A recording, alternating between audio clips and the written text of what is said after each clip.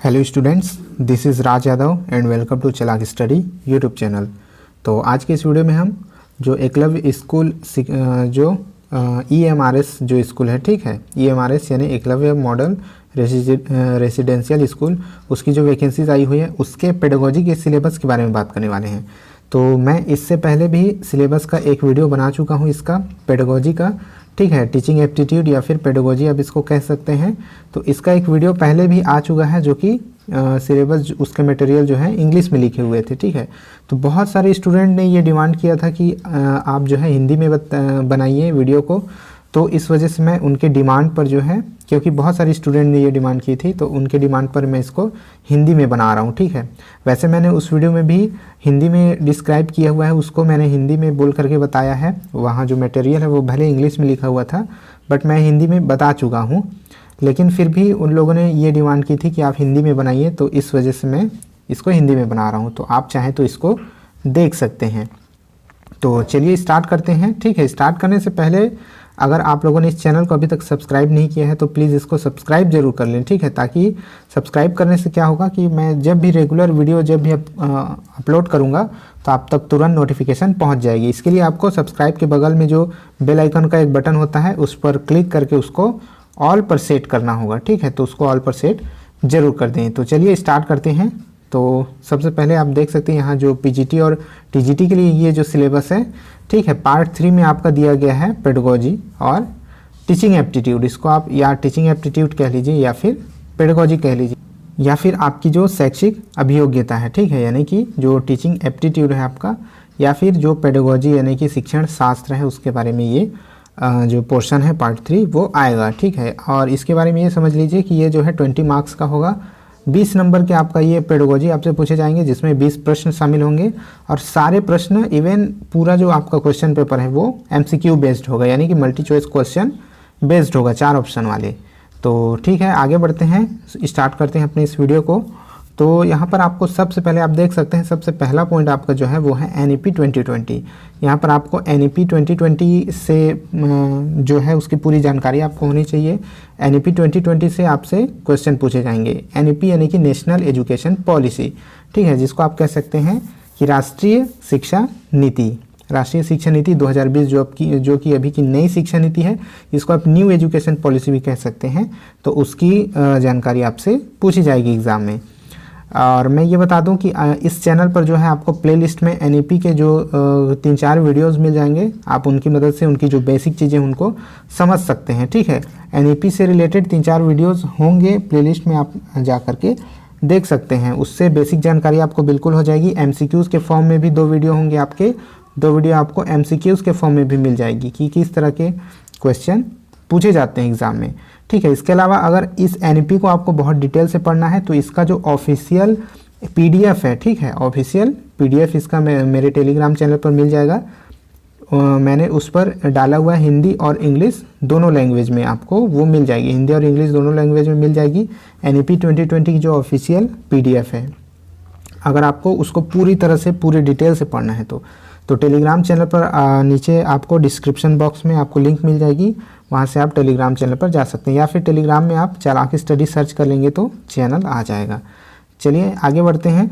Next जो आपका topic है वो फिर आ जाता है आपका पेडागोजिकल कंसर्न, ठीक है।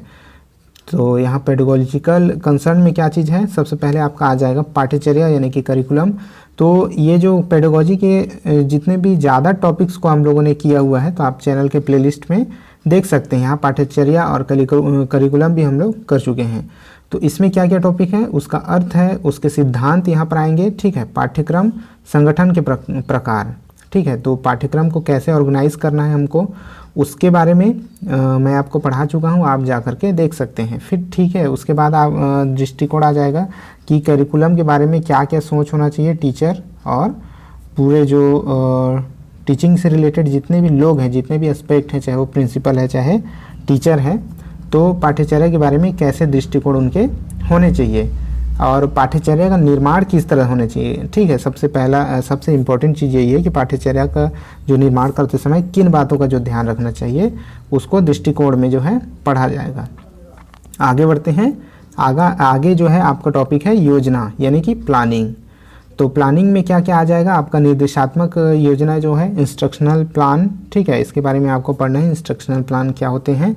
उसके अलावा जो है वार्षिक योजना होती है, ठीक है, एक आपका ईयर प्लान होता होगा, आप जानते होंगे, ईयर प्लान होता है, ठीक है। उसके बाद इकाई योजना यानी कि आपका यूनिट प्लान, और उसके बाद पाठ योजना यानी कि लेसन प्लान। ये सभी के बारे में आप लोगों ने अपने बीएड के कोर्स में पढ़ा होगा, ठीक है। तो पाठ योजना यानी लेसन प्लान हो गया, इकाई योजना यानी यूनिट प्लान, ये सब के बारे में आप लोगों ने ज़रूर पढ़ा होगा अपने बीएड के दौरान। तो उन्हीं से रिलेटेड जो बेसिक जानकारियाँ हैं वो यहाँ पर उससे रिलेटेड क्वेश्चन आएंगे। फिर है निर्देशात्मक सामग्री और संसाधन यानी कि इंस्ट्रक्शनल मटेरियल एंड रिसोर्सेज। तो ये क्या होते हैं इंस्ट्रक्शनल मटेरियल, उसके बारे में क्वेश्चन पूछे जाएंगे। जैसे कि आपकी पाठ्य पुस्तकें हैं वो भी एक रिसोर्स है, ठीक है। टीचर के लिए एक वो रिसोर्स है बच्चों को पढ़ाने के लिए। उसकी कार्य पुस्तिकाएँ हैं जिसमें कुछ टीचर जो है वर्क्स करते होंगे, ठीक है, अपना शेड्यूल लिखते होंगे, उस तरह की। फिर है अनुपूरक सामग्री जो सप्लीमेंट्री मटेरियल होते हैं उनके, एवी एड्स, ठीक है। तो एवी एड्स आपको पता होगा, एवी एड्स क्या होता है, नहीं पता मैं बता देता हूँ। एवी एड्स का मतलब होता है ऑडियो विजुअल एड, ठीक है, यानी कि दृश्य श्रव्य, जिससे सुना जिसको जो है सुना और देखा दोनों जा सकता है। जैसे कि आपका हो जाता है इसमें टीवी, ठीक है, एक तो सबसे सिंपल एग्जांपल इसका टीवी। कई सारे जो है स्कूलों में बहुत सारे कुछ इम्पोर्टेंट चीज़ों को दिखाने के लिए टीवी का यूज़ किया जाता है, या फिर कई बार प्रोजेक्टर लगा करके बच्चों को कुछ जो है जानकारी वाली चीज़ें दिखाई जाती हैं जिसमें स्पीकर के जरिए आवाज़ भी सुनाए जाते हैं। तो ये हो जाते हैं एवी एड, ठीक है, ऑडियो विजुअल एड। अब है जैसे कि और भी चीज़ें का यूज़ किया जाता है टीचर के द्वारा, जैसे कि प्रयोगशाला है, ठीक है, साइंस के बच्चों को पढ़ाने के लिए प्रयोगशालाएं होती हैं।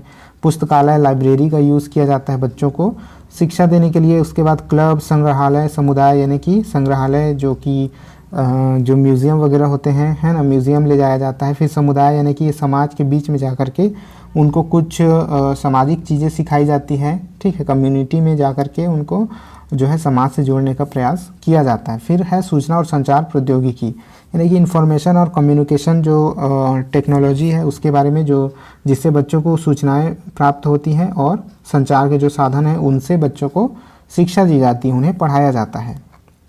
ये सभी आ जाते हैं आपके निर्देशात्मक सामग्री और संसाधन में। जो लर्निंग मटेरियल होते हैं, इसको लर्निंग मटेरियल, ठीक है, इसको TLM भी कह सकते हैं यानी कि टीचिंग लर्निंग मटेरियल, ठीक है।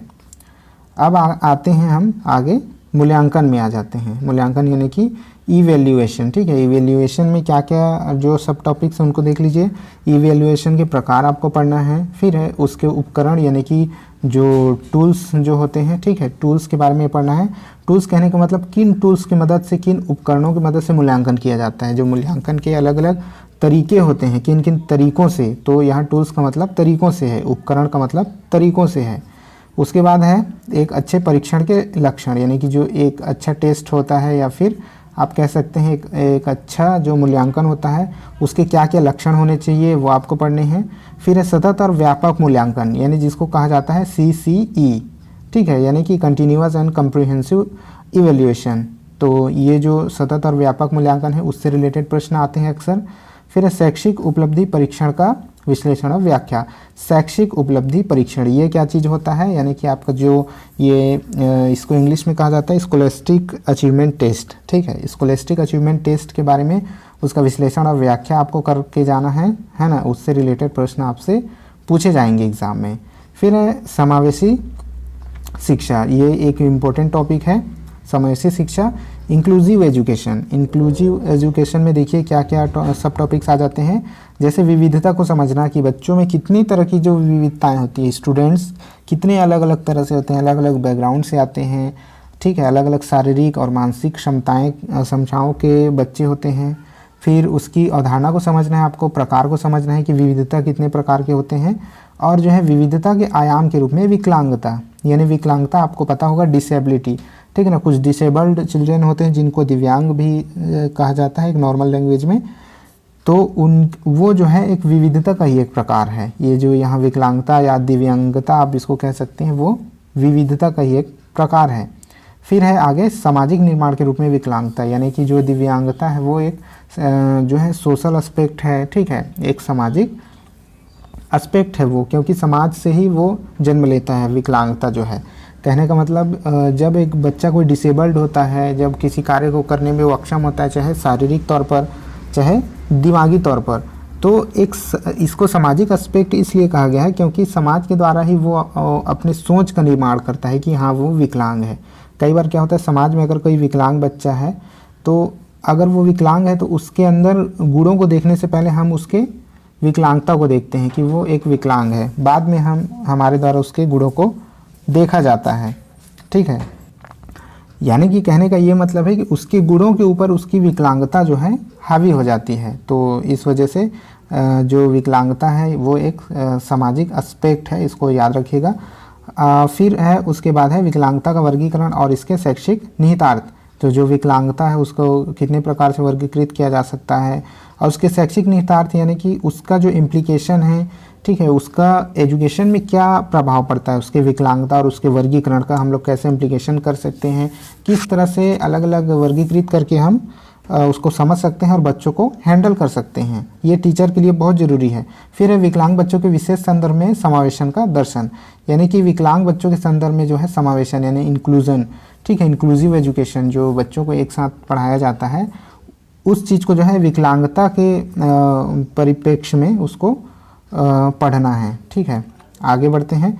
फिर आगे क्या दिया गया है, समावेशन की प्रक्रिया यानी कि इंक्लूज़न की जो मेथड्स हैं, इंक्लूज़न के जो प्रक्रिया है उसके बारे में। फिर है निशक्त जनों से संबंधित समस्याएं, यानी कि जो डिसेबल्ड चिल्ड्रन होते हैं उनसे रिलेटेड क्या क्या समस्याएं आती हैं स्कूलों में टीचर्स के साथ। फिर उसके संवैधानिक क्या क्या प्रावधान दिए गए हैं, ठीक है, गवर्नमेंट के द्वारा क्या क्या जो है संवैधानिक प्रावधान बनाए गए हैं। फिर है विकलांग बच्चों की विविध आवश्यकताएं और शिक्षक की भूमिका को संबोधित करने के लिए स्कूल की तैयारी, यानी कि जो स्कूल हैं कैसे प्रिपेयर होते हैं विकलांग बच्चों के लिए, ठीक है, विकलांग बच्चों को पढ़ाने के लिए, उनकी आवश्यकताओं को पूरा करने के लिए कैसे शिक्षक अपना रोल, अपनी भूमिका को अदा करता है, उसके बारे में पढ़ना है। जैसे कि स्कूल की जो है बुनियादी ढांचा जो होता है, स्कूल का इंफ्रास्ट्रक्चर जो होता है, उसके अलावा जो उसकी तकनीकी होती है, शैक्षणिक और व्यवहार, किस तरह से उन बच्चों से व्यवहार किया जाता है, कैसे उनको पढ़ाया जाता है, इन सभी एस्पेक्ट के बारे में हम लोग जो है इस सिलेबस में दिया गया है। और फिर इसका एक और जो नेक्स्ट जो पार्ट है वो है संचार और बातचीत, ठीक है, यानी कि जो इन्फॉर्मेशन और कम्युनिकेशन का जो टॉपिक है वो भी इसमें है।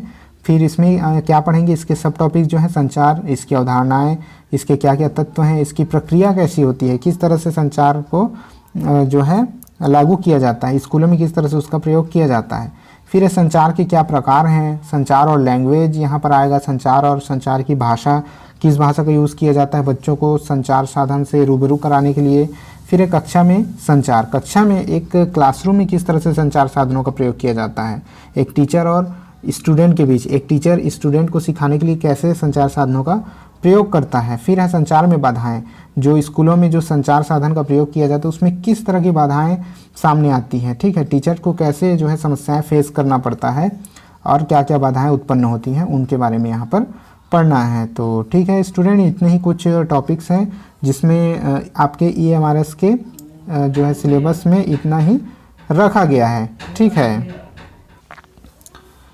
चलिए ठीक है, आज के इस वीडियो में इतना ही है। अगर वीडियो पसंद आया होगा तो एक लाइक और शेयर जरूर कर दीजिएगा। साथ ही चैनल पर नए होंगे तो चैनल को सब्सक्राइब भी जरूर कर लीजिएगा। इस चैनल पर आपको EMRS से रिलेटेड जितनी भी जानकारियां हैं वो मिल जाएगी। इसके अलावा आपके सिलेबस से रिलेटेड वीडियोस आपके इसमें इस प्लेलिस्ट में आपको मिल जाएगी। इस वीडियो में इतना ही है, अब मिलते हैं नेक्स्ट वीडियो में, तब तक के लिए जय हिंद।